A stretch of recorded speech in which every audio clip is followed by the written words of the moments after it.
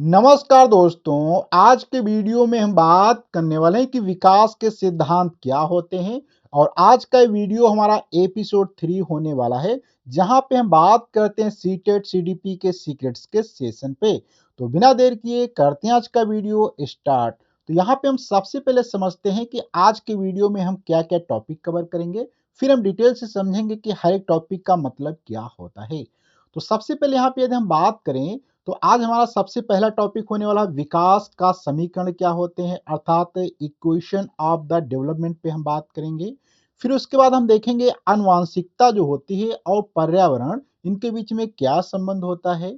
फिर यहाँ पे हम थर्ड नंबर पे देखेंगे विकास के ऐसे क्या 11 प्रमुख सिद्धांत हैं, उन पे हम बात करने वाले हैं।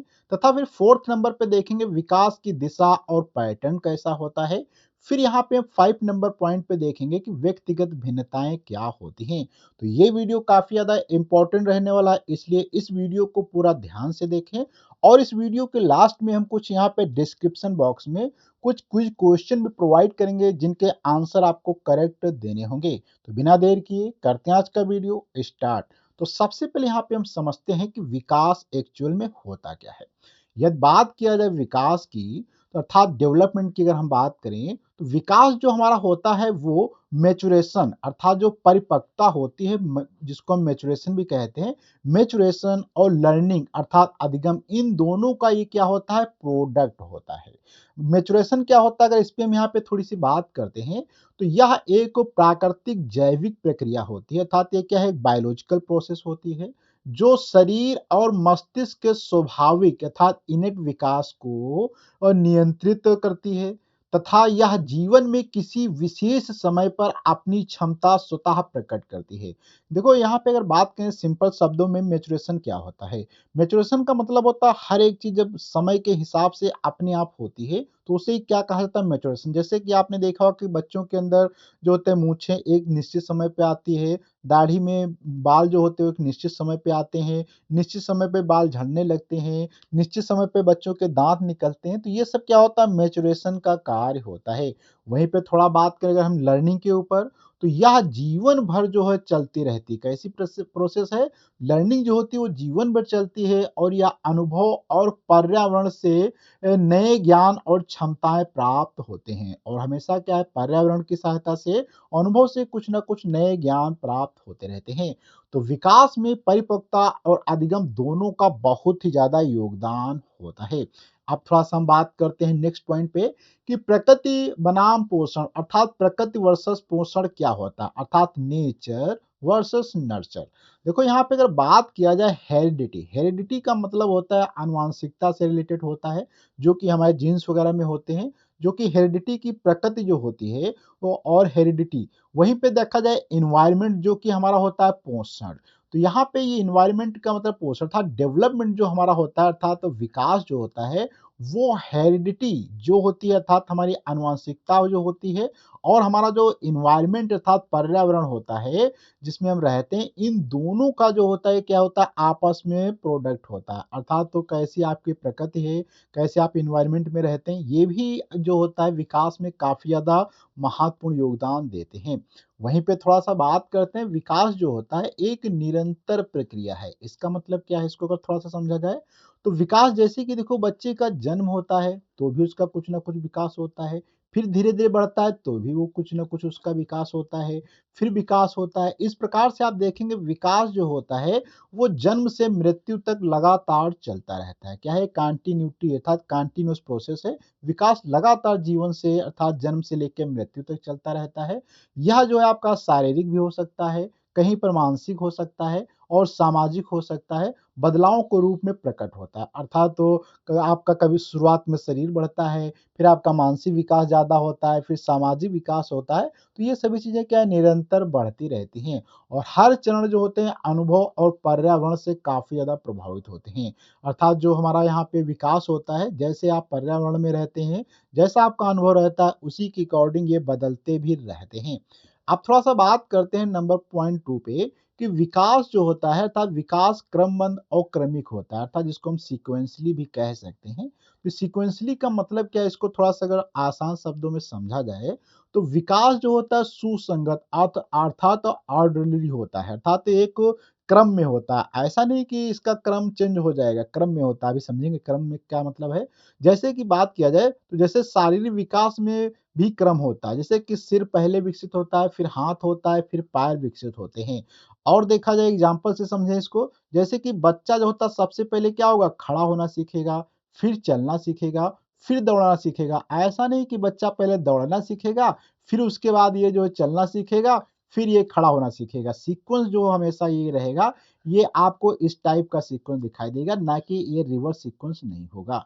अब थोड़ा-सा आगे अगर बात किया जाए, तो सामान्य से ये क्या होता है, विशिष्ट की ओर होता है। अब ये सामान्य से विशिष्ट की ओर क्या होता है, इस पे बात किया जाए, तो विकास पहले जो होता है सामान्य गतिविधियों से शुरू होता है और धीरे-धीरे विशेष कार्यों अर्थात स्पेसिफिक रिस्पॉन्स की ओर बढ़ता है।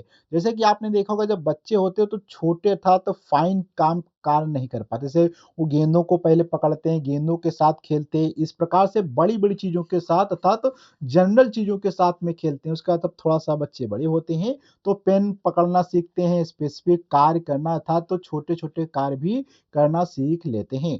अब थोड़ा-सा अगर बात किया जाए उदाहरण से, तो सामान्य से विशिष्ट का मतलब जैसे कि बच्चे पहले पूरे शरीर से हिलते हैं, बाद में किसी वस्तु को पकड़ना सीखते हैं। तो ये क्या होता है, एग्ज़ाम्पल हमारा है एक स्पेसिफिक टू अर्थात जनरल टू स्पेसिफिक का। जैसे कि जब छोटा बच्चा होता है तो पूरे शरीर को हिलाता है, ना कि केवल एक उँगली को या कोई छोटी-सी चीज़ों को पकड़ के। इसी प्रकार से ये जो होता है विकास, इसे हम क्या कहते हैं, जनरल टू स्पेसिफिक कहा जाता है।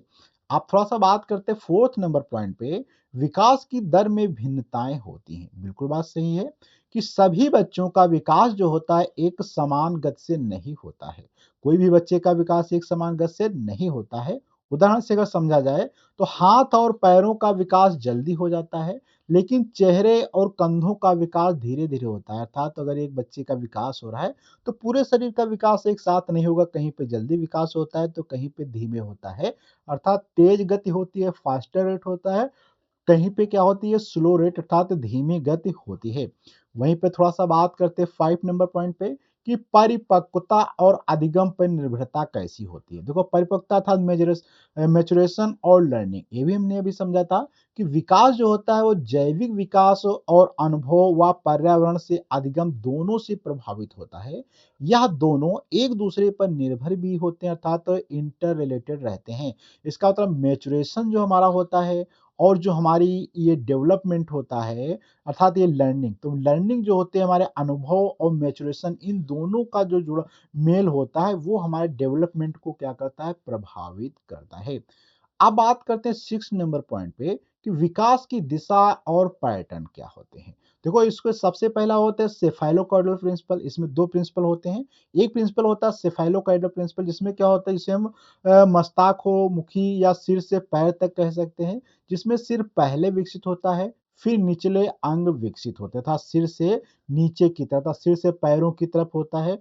वहीं पे देखेंगे इसमें दूसरा इसका पार्ट जो होता है प्रॉक्सीडिस्टल प्रिंसिपल होता है। इसमें क्या होता है कि केंद्र से बाहर की ओर होता है। जैसे बच्चा देखो है, केंद्र से इसके बाहर की ओर अर्थात शरीर के केंद्र जैसे कि सीना हो जाएगा, कंधे हो जाएंगे, पहले विकसित होते हैं, फिर बाहरी अंग हाथ पैर उंगलियां आदि विकसित होते हैं। तो इस प्रकार से क्या होता है, सेंटर टू आउटवर्ड होता है, जिसको हम प्रॉक्सीडिस्टल प्रिंसिपल कहा जाता है। अब बात करते हैं विकास की दिशा।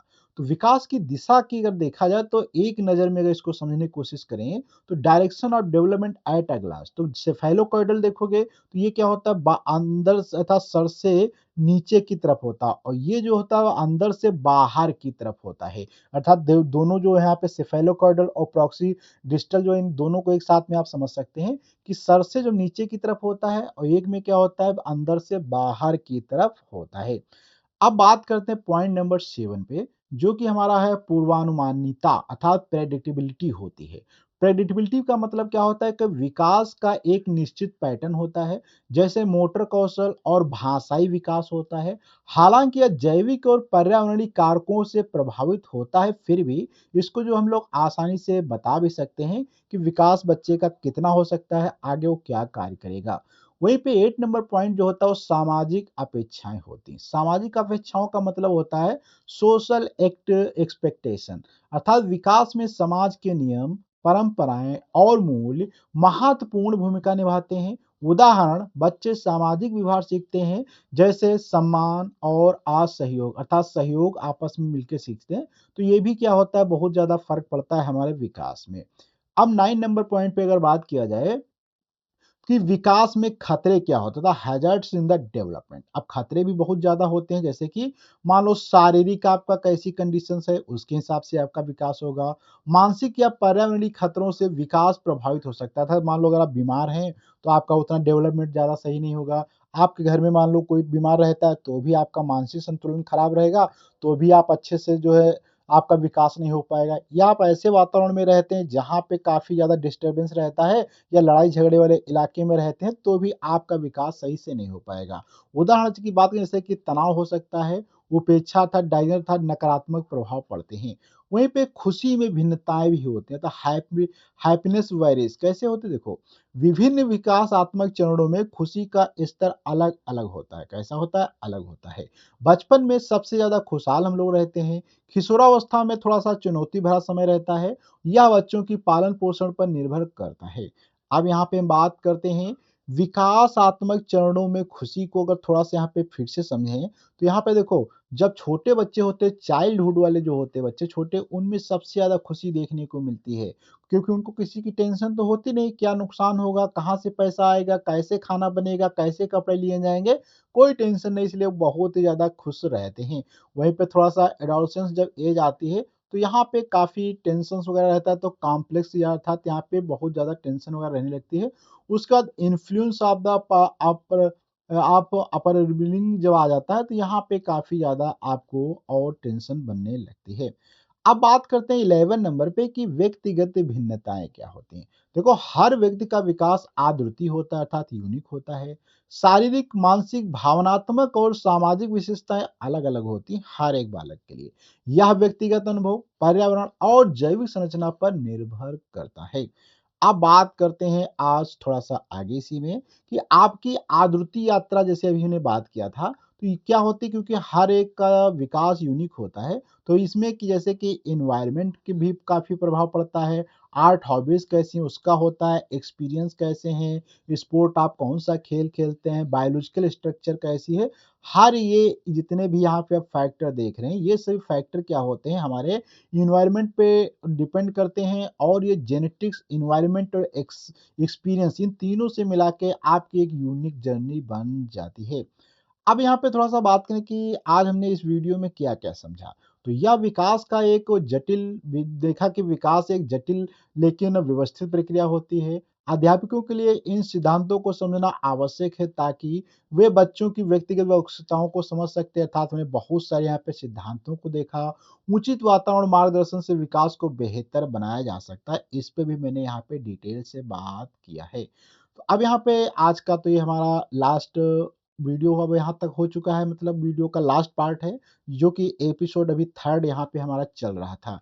अगले वीडियो मिलेंगे तो इसके हम एपिसोड 4th पे बात करेंगे, वहाँ पे कुछ और नई चीज़ों को समझने की कोशिश करेंगे, और मैं आशा करता हूँ कि आपको कुछ ना कुछ इस वीडियो से नया तो ज़रूर सीखने को मिला होगा। यदि मिला है तो वीडियो को लाइक करें, अपने दोस्तों को शेयर करें, और यदि अभी तक आपने चैनल को सब्सक्राइब नहीं किया तो प्लीज़ सब्सक्राइब करें, क्योंकि यहाँ पे आपको ऐसे ही इन्फॉर्मेटिव वीडियो मिलते रहेंगे।